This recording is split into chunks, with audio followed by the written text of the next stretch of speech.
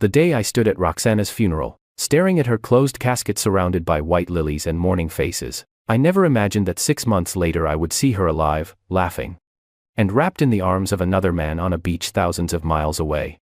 The woman I had loved for 7 years, the woman I had built my entire future around, the woman who had supposedly drowned in a tragic boating accident, was not dead at all. She had faked everything. And she had taken everything from me. I remember that day so clearly. The phone call came at 3 in the morning.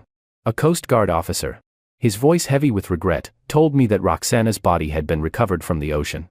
She had gone sailing alone, he said, and the boat capsized during a sudden storm. They found the wreckage, but her body, he claimed, had been caught in the current. My world shattered in that instant.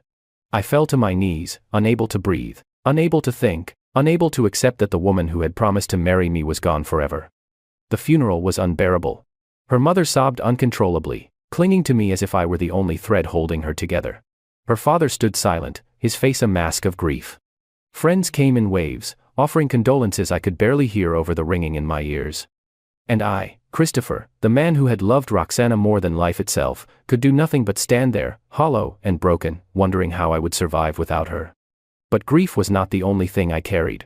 There was something else, something darker that gnawed at the edges of my mind. In the weeks following her death, I began to notice things. Small things. Bank accounts that had been emptied. Investments that had been liquidated. Documents that had been signed in my name, transferring assets I did not even know I had lost. At first, I thought it was a mistake, some bureaucratic error in the chaos of her death, but the more I looked, the more I realized the truth. Roxana had not died. She had planned this. She had stolen from me. And she had run. Now, 6 months later, as I stood on that beach, watching her kiss another man, I knew one thing for certain. Roxana had made the biggest mistake of her life.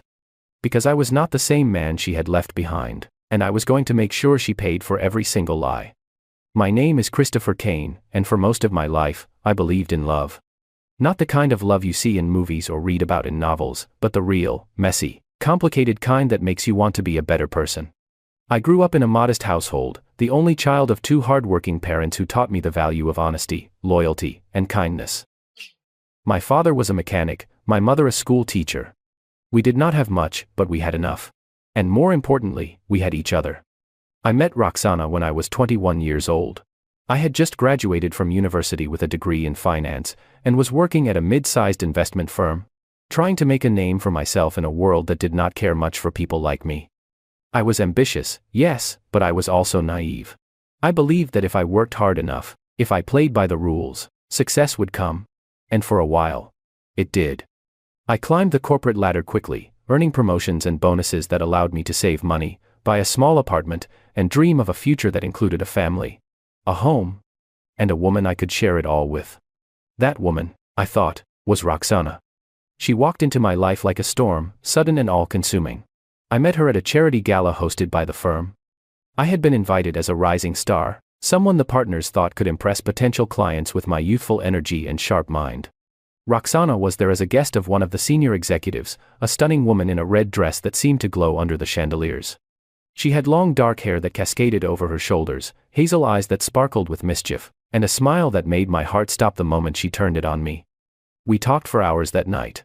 She told me she worked in marketing, that she had grown up in the city, that she loved art and travel and late-night conversations about everything and nothing. I told her about my dreams, my goals, my plans to one day start my own firm. She listened with such genuine interest, such warmth, that I felt seen in a way I had never felt before. By the end of the night, I had her number. By the end of the week, we had our first date. And by the end of the month, I was completely, hopelessly in love with her. Roxana was everything I had ever wanted. She was smart, ambitious, and fiercely independent. She challenged me, pushed me to think bigger, to dream harder. She made me laugh when I was stressed, held me when I was overwhelmed, and believed in me when I doubted myself. Our relationship moved quickly, perhaps too quickly, but I did not care. I had found the person I wanted to spend the rest of my life with, and I was determined to make her happy. Within a year, we moved in together. I proposed 2 years after that, on a rainy evening in the park where we had our first date. She said yes without hesitation, tears streaming down her face as she threw her arms around me. I thought I was the luckiest man in the world. But looking back now, I realized there were signs. Small, almost imperceptible cracks in the foundation of our relationship that I was too blinded by love to see. Roxana was always careful with money, almost obsessively so. She insisted on keeping our finances separate, saying she valued her independence and did not want to feel controlled. At the time, I respected that. I thought it was healthy, even admirable. But now I see it for what it was. Preparation. She also had a way of deflecting questions about her past. Whenever I asked about her family, her childhood, her old friends, she would change the subject or give vague, unsatisfying answers. She claimed her parents were distant, that she had no siblings, that she preferred to focus on the future rather than dwell on the past. Again, I accepted this. I thought she was just a private person, someone who had been hurt before and was protecting herself. I never imagined she was hiding something far darker. As our engagement stretched on, I began to notice other things. She would disappear for hours at a time, claiming she had work meetings or errands to run. She became increasingly secretive about her phone, always keeping it face down, always stepping into another room to take calls. When I asked her about it, she would laugh it off, accuse me of being paranoid, and kiss me until I forgot why I had been concerned in the first place. But the biggest change came when I received an unexpected inheritance.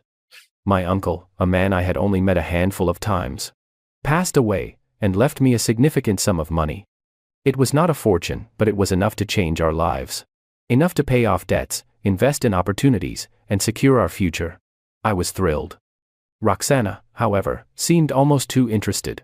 She suddenly became involved in every financial decision I made, offering advice, suggesting investments, even volunteering to help me manage the accounts.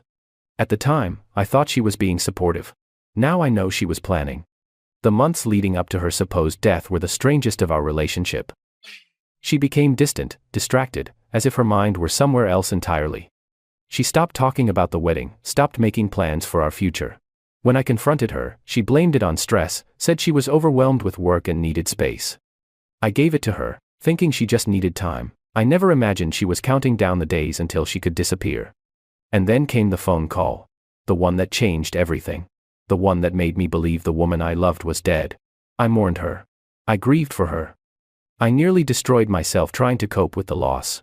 And all the while, she was somewhere else, alive, and well, spending the money she had stolen from me. The first week after Roxana's death was a blur. I barely remember eating, sleeping, or speaking to anyone. Friends and family tried to comfort me, but their words felt hollow, empty. How could anyone understand what I was feeling? The woman I had planned to marry, the woman I had built my entire life around, was gone. Or, so, I thought. It was not until 2 weeks after the funeral that I began to notice something was wrong. I had been avoiding our apartment, unable to face the memories that lingered in every corner. But eventually, I had to return. Bills needed to be paid, belongings needed to be sorted, and life, as cruel as it was, had to go on.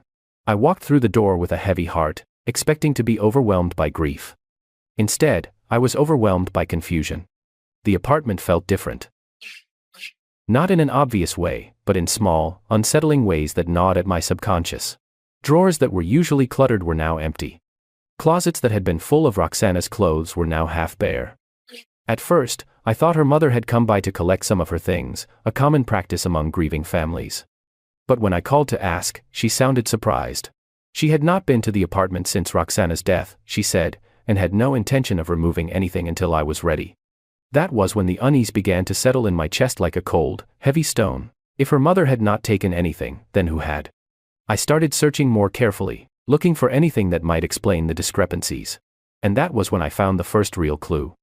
Hidden in the back of Roxana's desk drawer, beneath a stack of old notebooks, was a folder.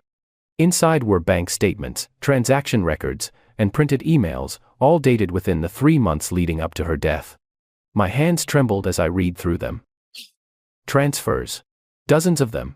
Thousands of dollars moved from our joint savings account into an account I did not recognize. Withdrawals from investment portfolios I had set up with my inheritance. Loans taken out in my name, using forged signatures and falsified documents. My stomach turned as the numbers added up. Over $200,000. Gone. All of it moved systematically, carefully, over the course of months, in amounts small enough that I would not notice until it was too late. I sat there on the floor of our apartment, surrounded by evidence of a betrayal I could not yet fully comprehend, and I felt something crack inside me. This was not an accident.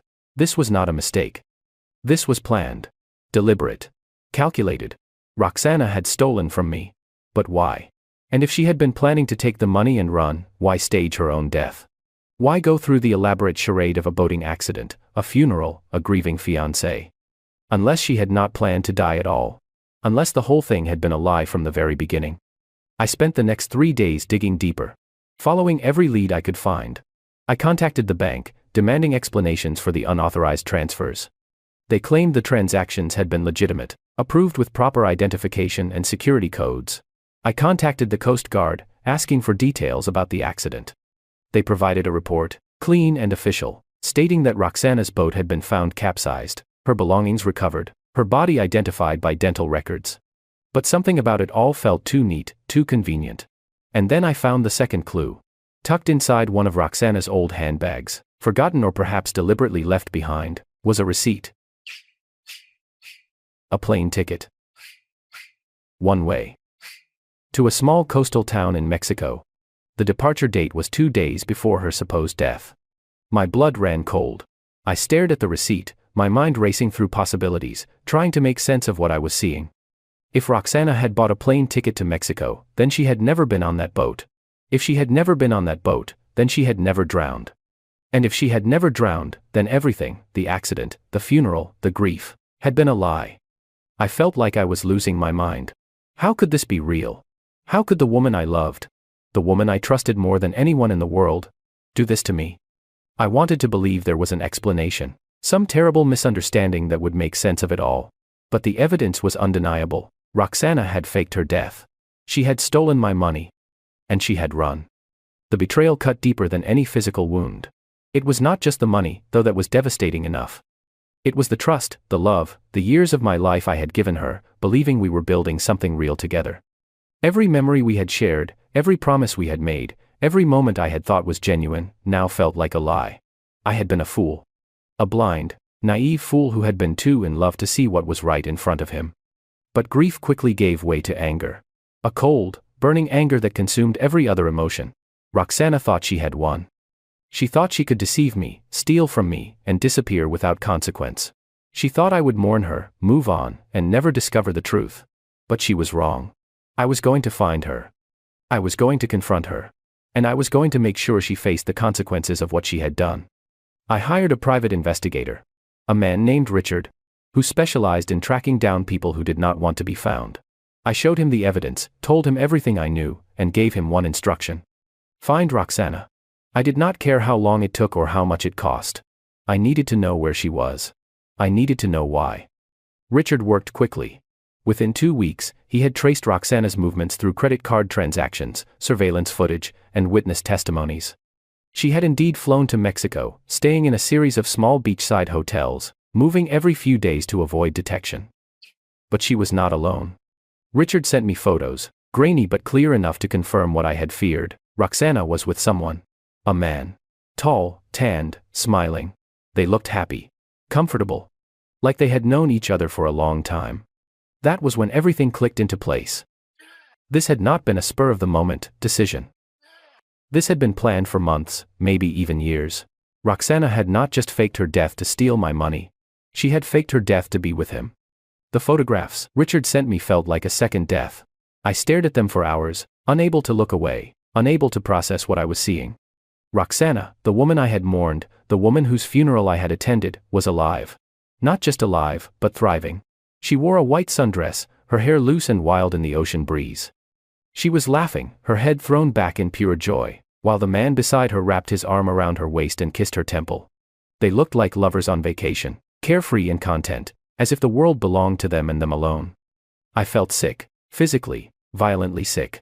I stumbled to the bathroom and vomited until there was nothing left, my body rejecting the reality I was being forced to accept. When I finally looked at myself in the mirror, I barely recognized the man staring back. My eyes were hollow, ringed with dark circles from sleepless nights. My face was gaunt, my skin pale. I had lost weight, lost focus, lost myself in the grief of losing her. And all the while, she had been living her best life with someone else, spending my money, building a future that should have been ours. The anger I had felt before was nothing compared to what consumed me now. It was not just rage. It was something deeper, darker, more primal. It was betrayal in its purest form, a violation of everything I had believed in. Love, trust, loyalty, all of it had been shattered by the woman I had given everything to. I wanted to scream. I wanted to break things. I wanted to find Roxana and demand answers, to ask her how she could do this to me, how she could look me in the eye every day and lie so effortlessly. But beneath the anger was something even more painful. Hurt. Deep, soul-crushing hurt that made it hard to breathe. I had loved Roxana with everything I had. I had planned a life with her, imagined growing old with her, pictured children and holidays and quiet mornings over coffee. I had believed she felt the same way. How had I been so wrong? How had I missed the signs? Was I really that blind, that foolish, that easy to deceive? I spent the next few days in a haze, barely able to function. I called in sick to work, ignoring the concerned messages from colleagues and friends. I stopped answering my phone, stopped checking emails, stopped caring about anything that did not involve finding out the truth. My apartment became a prison, the walls closing in on me as I obsessed over every detail of Roxana's betrayal. I reread the bank statements, studied the photographs, replayed every conversation we had ever had, searching for clues I had missed. And the more I searched, the more I found. Hidden emails on an old laptop Roxana had left behind, conversations with someone named Richard, discussing plans, timelines, logistics. My Richard, the investigator I had hired, was not the first Richard in this story. This Richard was the man in the photographs. The man Roxana had run away with. The man she had chosen over me. The emails painted a picture I wished I could unsee. Roxana and Richard had been planning this for over a year. They had met at a conference, she had written, and the connection had been instant. He was everything she had ever wanted, she claimed, adventurous, spontaneous, free-spirited. Unlike me. Unlike the man she had agreed to marry but clearly never truly loved. The emails were filled with declarations of love, promises of a new life together, and detailed plans for how they would pull off the ultimate escape. The fake death had been Richard's idea. He had connections, he wrote. People who could forge documents, create false identities, make someone disappear without a trace. All they needed was money. My money. Roxana had been hesitant at first, the emails revealed, but Richard had convinced her. Christopher would never know, he had written. By the time he figured it out, we will be long gone. Living the life we deserve. And Roxana had agreed. She had agreed to steal from me, to lie to me, to fake her own death and leave me to grieve while she started a new life with him. Reading those emails broke something inside me that I did not know could break. It was not just the betrayal of our relationship. It was the betrayal of who I thought she was. Roxana had always seemed kind, compassionate, someone who cared deeply about the people around her. But the woman in those emails was cold, calculating, willing to destroy someone who loved her just to get what she wanted. I had not just been deceived. I had been used. Sleep became impossible. Every time I closed my eyes, I saw Roxana's face. Sometimes it was the face I remembered, the one that smiled at me with love and warmth. Other times it was the face in the photographs, laughing with Richard, happy in a way she had never been with me. The two images collided in my mind, creating a nightmare I could not escape. I would wake up in the middle of the night, drenched in sweat, my heart pounding, unsure of what was real and what was a dream. My friends tried to reach out, but I pushed them away. How could I explain what I was going through? How could I tell them that the woman I had mourned was alive, that she had stolen from me, that everything I thought I knew about her had been a lie? They would not understand. They would pity me, and I could not bear the thought of being pitied. I had already lost so much. I could not lose my dignity too. But the isolation only made things worse. Alone with my thoughts, I began to spiral. I questioned everything. Had anything between Roxana and me been real? Had she ever loved me, even for a moment? Or had I been nothing more than a means to an end? A convenient source of money and stability, while she planned her escape. The more I thought about it, the more convinced I became that I had never really known her at all. The Roxana I loved had been a fiction, a carefully constructed mask she wore to manipulate me. And yet, despite everything, a part of me still loved her. Or at least, I loved the memory of who I thought she was. That was the cruelest part of the betrayal. I could not simply turn off my feelings. Could not erase 7 years of history with the flip of a switch. The love I had felt for her was real. Even if her love for me had not been. And that love, twisted and broken as it now was, made the pain even more unbearable. Richard, my investigator, called me one evening with an update.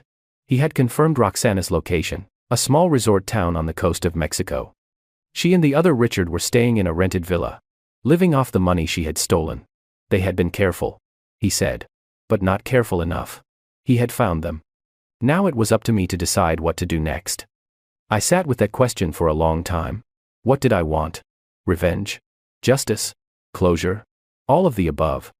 I knew I could not simply let this go, could not allow Roxana to get away with what she had done.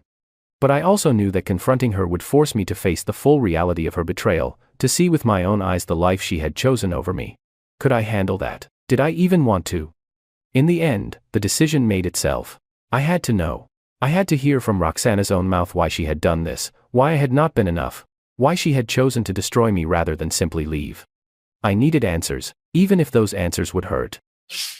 Because living in this limbo, this space between grief and rage, was slowly killing me. I could not move forward until I confronted the past.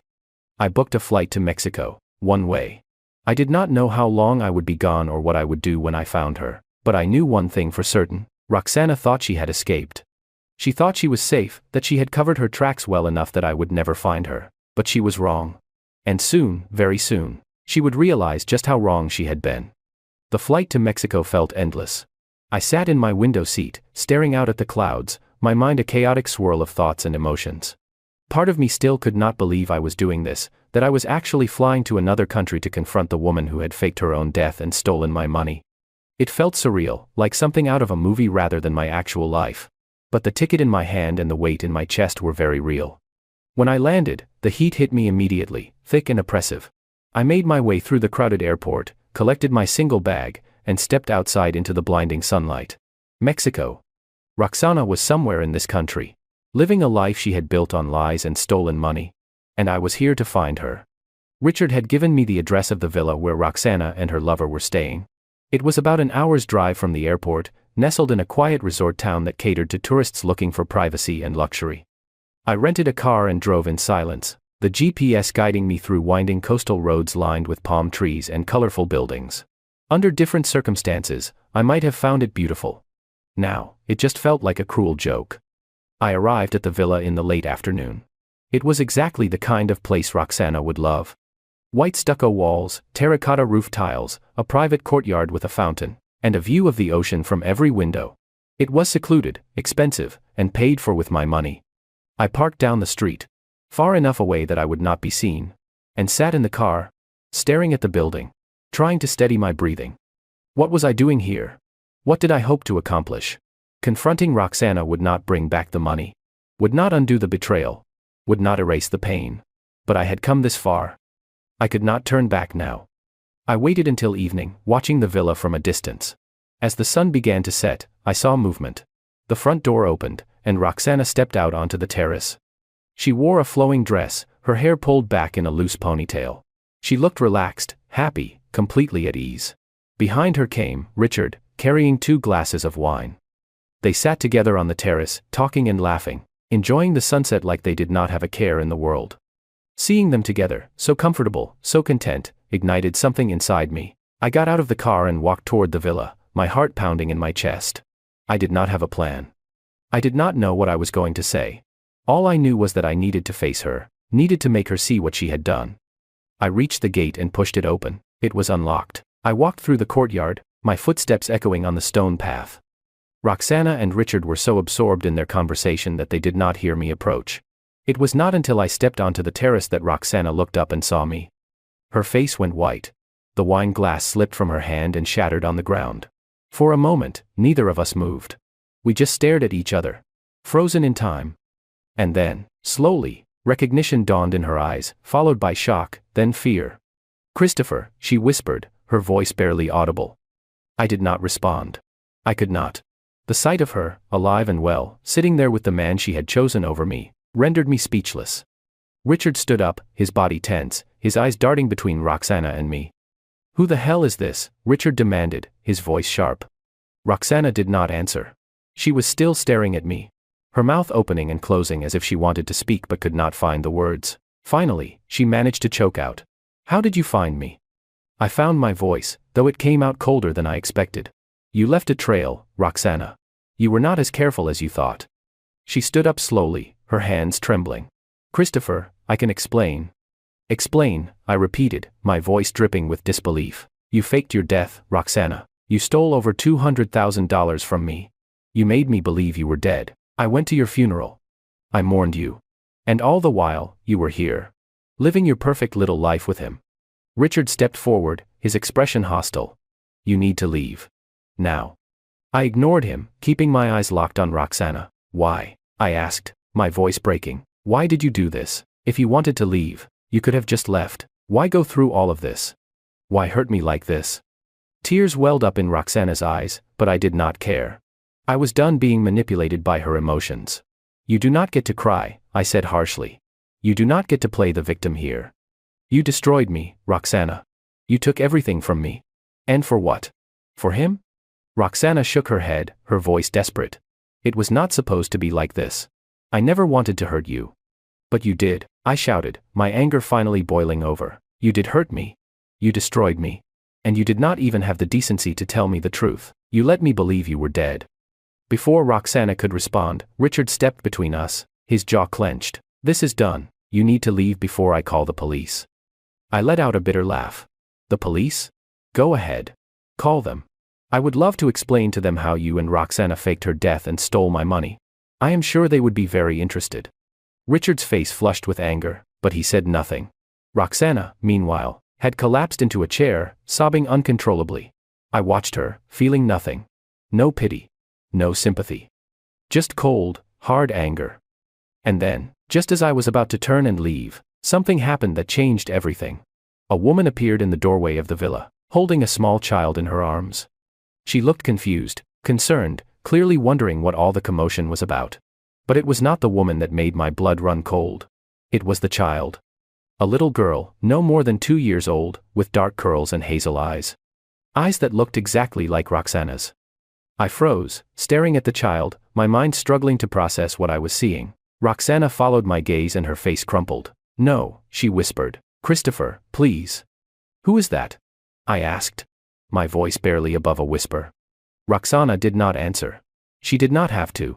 I could see the truth written all over her face. That child was hers. And if the timeline was right, if my suspicions were correct, then that child had been conceived while Roxana and I were still together. The ground seemed to tilt beneath me. This was not just about money. This was not just about betrayal. This was about a life Roxana had hidden from me, a secret she had guarded so carefully that I had never even suspected. She had not just run away to be with Richard, she had run away because of him. Because of their child. Is she mine? I asked, though I already knew the answer. Roxana shook her head, tears streaming down her face. No, she whispered. She is Richard's. And with those words, the last piece of my heart shattered into dust. I stood there on that terrace, the world spinning around me, trying to comprehend what Roxana had just admitted. The child was not mine. She was Richard's. Which meant that while Roxana had been living with me, planning a wedding with me, sharing a bed with me, she had been carrying on an affair with this man. An affair that had resulted in a child. A child she had hidden from me so carefully that I had never suspected a thing. How long? I asked, my voice shaking with barely contained rage. How long were you sleeping with him while you were with me? Roxana covered her face with her hands, her shoulders shaking with sobs. Christopher, please. It is not what you think. Not what I think, I repeated, my voice rising. You had his child, Roxana. You got pregnant with another man's baby while we were engaged. While I was planning our future. While I was working myself to exhaustion to give you the life you said you wanted. So, please, enlighten me. What part of this am I misunderstanding? Richard stepped forward again, his face flushed with anger. That is enough. You need to leave. Now. This is harassment. I turned on him, my fury finally finding a target. Harassment? You helped her fake her death. You helped her steal from me. You are just as guilty as she is. And now I find out you have been sleeping with her for God knows how long. You do not get to tell me what to do. Richard's fists clenched at his sides, and for a moment I thought he might actually swing at me. Part of me wanted him to. I wanted an excuse to fight back, to release some of the rage that was threatening to consume me. But before either of us could make a move, Roxana stood up, placing herself between us. Stop it, she cried, her voice desperate. Both of you, just stop. Christopher, I know you are angry. You have every right to be. But please, just let me explain. Explain? I said bitterly. There is nothing you can say that will make this better, Roxana. You lied to me for years. You faked your death. You stole my money. And now I find out you had a child with another man while we were together. What possible explanation could justify any of that? Roxana wiped her eyes, trying to compose herself. When I met Richard, she began, her voice trembling. I was not looking for someone else. I loved you, Christopher. I really did. But Richard, he was different. He made me feel things I had never felt before. Things I did not even know I was missing. So you cheated on me, I said coldly. It was not like that, she insisted. It started as just friendship. We met at a conference, like the email said, and we stayed in touch. I never meant for it to become more. But over time, I realized that what I felt for Richard was not something I could ignore. I tried to end it, I really did, but I could not. And then I got pregnant. Her words hit me like physical blows, each one tearing open wounds I did not know I had. And you never thought to tell me, I said. You never thought that maybe, just maybe, I deserved to know the truth. I was scared, Roxana said, tears streaming down her face. I did not know what to do. If I told you, it would destroy you. It would destroy us. So I thought, maybe I could make it work. Maybe I could have the baby, tell you it was yours, and we could all just move forward. You were going to lie to me about my own child, I said, my voice filled with disgust. You were going to let me raise another man's baby, thinking it was mine. I know it was wrong, Roxana sobbed. I know, but I was desperate, Christopher. I did not want to lose you. I did not want to lose the life we had built together. But then Richard found out about the pregnancy, and he wanted to be part of his daughter's life. He wanted me to leave you and be with him. And I realized I could not keep living the lie anymore. So you faked your death, I said, the pieces finally falling into place. You took my money and you ran away with him so you could start a new life together. A life where you did not have to deal with the mess you created. It was not supposed to hurt you this much, Roxana said weakly. I thought, if you believed I was dead, you could grieve and move on. You could find someone else, someone better than me. Someone who deserved you. I let out a harsh laugh. You thought faking your death would be less painful than just breaking up with me? Do you have any idea what you put me through? I mourned you, Roxana. I fell apart. I nearly destroyed myself trying to cope with losing you. And all the while, you were here, living your perfect little life, not giving a damn about what you left behind. I did care, Roxana insisted, her voice desperate. I cared so much, Christopher. That is why I could not face you. That is why I had to disappear. I knew if I tried to explain, you would try to stop me, you would try to make it work. And I could not do that to you. I could not keep hurting you. So instead you hurt me in the worst possible way. I said, my voice breaking. You made me believe you were dead. You took everything from me. My money. My trust. My future. And you did it all because you were too much of a coward to face the consequences of your actions. Roxana flinched as if I had struck her, but she did not deny it. I am sorry, she whispered. I am so sorry, Christopher. I never meant for any of this to happen. But it did happen, I said coldly. And now you have to live with it. I turned to leave, unable to look at her anymore, but Roxana grabbed my arm, her grip desperate. Christopher. Please. Do not go like this. We can figure something out. I will pay you back. Every cent, I swear. Just please, do not hate me. I pulled my arm free, staring down at her with a mixture of pity and contempt. I do not hate you, Roxana. I do not feel anything for you anymore. You are nothing to me now. Her face crumpled, and she collapsed to her knees, sobbing uncontrollably. Richard moved to comfort her, but I ignored them both. I walked back through the courtyard, through the gate, and toward my rental car, my heart pounding in my chest. I had gotten my answers. I knew the truth now. But instead of feeling closure, I just felt empty. As I reached the car, I heard footsteps behind me. I turned to see Richard approaching, his expression hard. You got what you came for, he said. Now, leave us alone. I met his gaze, unflinching. You really think you won, do not you? You really think you got away with this? We did not do anything illegal, Richard said, though his voice lacked conviction. Roxana is free to make her own choices. She stole from me, I said quietly. Over $200,000. And you helped her do it. That is called fraud. That is called theft. And I have all the evidence I need to prove it. Richard's face went pale. You would not. Try me, I said coldly. I have bank records, emails, plane tickets, everything. I could go to the police right now and have both of you arrested. Roxana would lose her daughter. You would lose your freedom. Is that really the life you want? Richard said nothing, his jaw clenched. I could see the fear in his eyes, the realization that he had underestimated me. What do you want? He finally asked. I want what is mine, I said. Every cent Roxana took from me, I want it back, with interest, and I want it within 30 days. If I do not get it, I go to the police. Do you understand? Richard nodded slowly, his face ashen. We will get you the money. Good, I said. And one more thing. I never want to see either of you again. You stay out of my life, and I will stay out of yours. But if you ever try to contact me, if you ever show your faces anywhere near me, I will make sure you both pay for what you did. Do I make myself clear? Richard nodded again, unable to meet my eyes. Crystal clear. I got into the car and drove away without looking back. As I sped down the coastal road, the villa disappearing in my rearview mirror, I felt something shift inside me. The anger was still there, burning hot and fierce, but beneath it was something else. Relief. I had confronted Roxana. I had faced the truth. And I had taken back control. She had tried to destroy me, but she had failed. I was still standing. And now, it was time to rebuild. But as I drove through the darkening streets, one thought kept circling through my mind. Revenge was not just about getting my money back.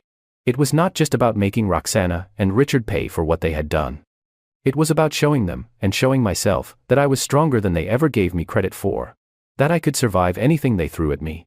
And I was going to make damn sure they never forgot it. When I returned to the hotel that night, I made a series of phone calls. First, to my lawyer, instructing him to begin legal proceedings against Roxana for fraud and theft. Second, to my bank, freezing any accounts that still had her name attached. Third, to Richard, my investigator, thanking him for his help and asking him to continue monitoring Roxana's movements, just in case she tried to run again. And finally, I called my best friend, a man named Daniel who had stood by me through everything. I told him the whole story, holding nothing back. When I finished, there was a long silence on the other end of the line. Christopher, Daniel finally said, his voice filled with disbelief. I do not even know what to say. That is insane. I know, I said quietly. But it is over now. Or at least, the worst part is over. Now, I just have to figure out how to move forward. You will. Daniel said firmly. You are stronger than you think, man. You survived this. You will survive whatever comes next.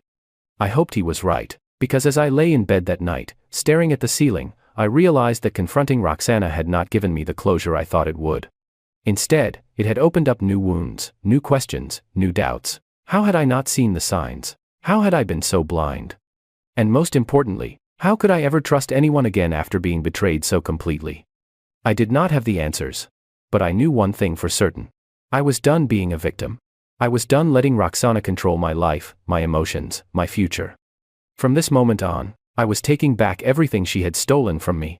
My money, my dignity, my peace of mind. And I was going to make sure that Roxana regretted ever crossing me.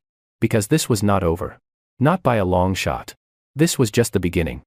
30 days passed slowly. Every morning I woke up wondering if Roxana would actually follow through, if she would return the money she had stolen or if she would try to run again. But Richard, my investigator, kept me updated. She was still in Mexico. Still living in that villa. But now she looked nervous. Paranoid. She had stopped going out as much, stopped posting on social media, stopped pretending everything was perfect. She knew I had the power to destroy her, and she was terrified. Good. She should be. On the 28th day, a wire transfer appeared in my account. $243,000. Every cent she had taken, plus the interest I had demanded. Along with it came a short email from an anonymous account. I knew it was Roxana. The message was brief. I am sorry for everything. I hope you can find peace. Please leave us alone now. I stared at the email for a long time, feeling nothing. No satisfaction. No relief. Just emptiness. The money was back, yes, but it did not erase what she had done. It did not undo the months of grief, the nights I spent unable to sleep, the way she had shattered my ability to trust.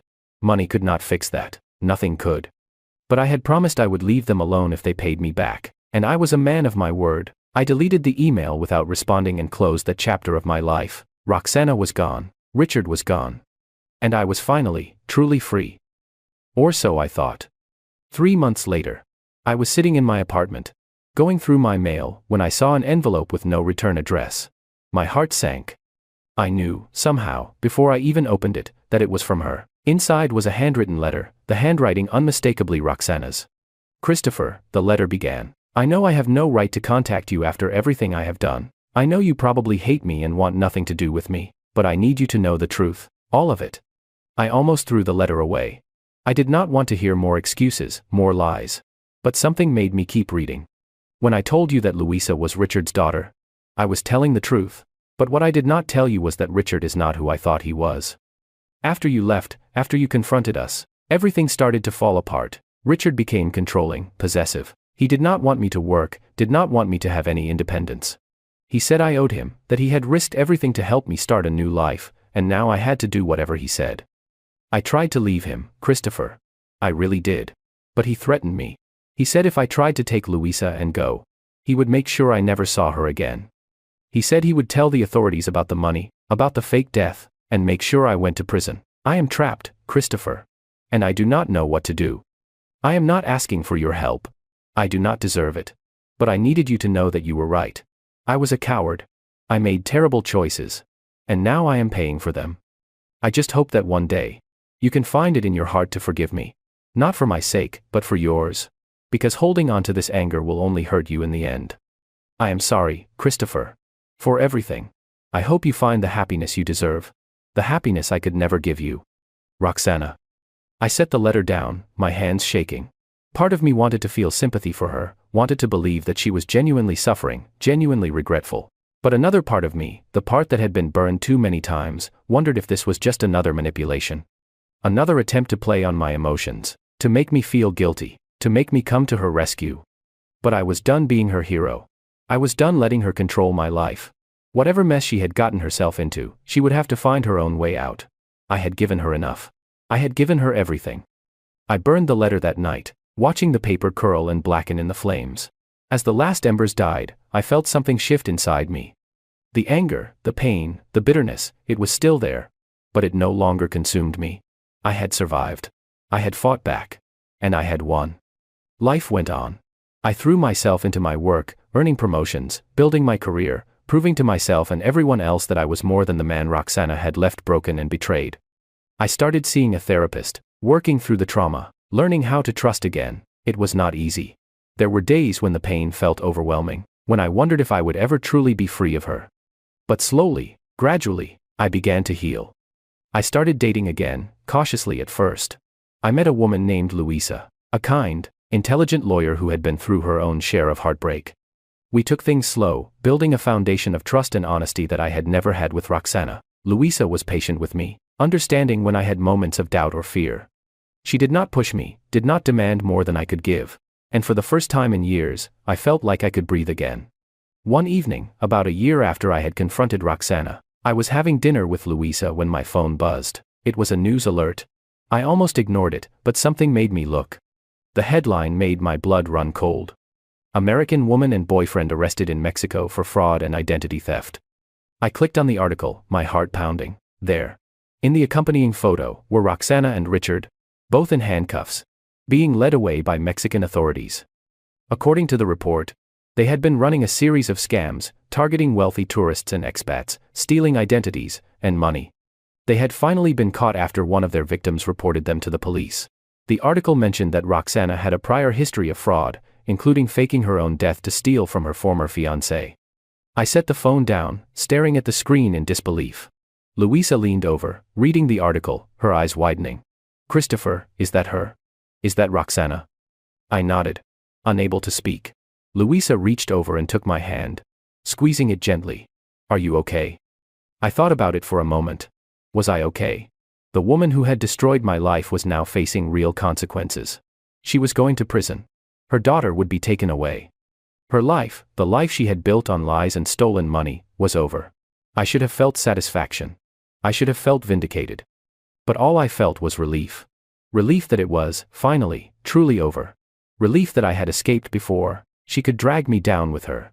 Relief that I had survived, that I had rebuilt, that I had found someone who actually cared about me. Yeah, I said quietly. I am okay. And I meant it. Months later, I received one final letter from Roxana. It was sent from a Mexican prison, where she was awaiting trial. I almost did not open it. But curiosity got the better of me. Christopher, the letter read. By the time you read this, you will probably know what happened. I will not make excuses. I will not ask for forgiveness. I just want you to know that you were right about everything. I was selfish. I was a coward. And I destroyed the best thing that ever happened to me. I do not expect you to care. I do not expect you to feel sorry for me. I just needed you to know that losing you was the biggest mistake of my life. And I will spend the rest of my life regretting it. Take care of yourself, Christopher. You deserve all the happiness in the world. Roxana. I read the letter once, then tore it into pieces and threw it away. I did not need her apologies. I did not need her regrets. I had moved on. I had built a new life, a better life, without her. And I was happy. That night, I took Louisa to the park where Roxana and I had once had our first date. But this time, it was different. This time, I was not haunted by memories of the past. I was focused on the present, on the woman standing beside me, on the future we were building together. As we walked hand in hand under the stars, Louisa turned to me and smiled. You seem lighter somehow. Like you finally let go of something heavy. I smiled back. I did. I finally let go. And I meant it. Roxana had taken so much from me. My money. My trust. My innocence. But she had not taken everything. She had not taken my strength, my resilience, my ability to love again. I had survived her betrayal. I had fought back. And I had won. Not because I had gotten revenge. Not because she was in prison. But because I had chosen to move forward. To heal, to build a life that was better than anything I could have had with her. That was the ultimate victory. That was the ultimate revenge. I was free. And I was never looking back.